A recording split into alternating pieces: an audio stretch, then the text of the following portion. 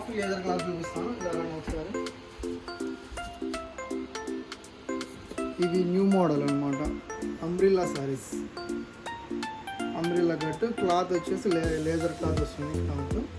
So వీటిలో colours కానీ designs కానీ మా దగ్గర చాలా ఉంటాయి. మీకు అన్నీ చూపించేకి కాదనమాట, డే బై డే వన్ చూపించేస్తాం. ఇప్పుడు మళ్ళీ ఒకసారి చూడండి, కానీ మళ్ళీ ఇట్లా బాక్సులు ఇలా శారీస్ అన్నీ ఉంటాయి చూడండి. ఇవన్నీ ఇట్లా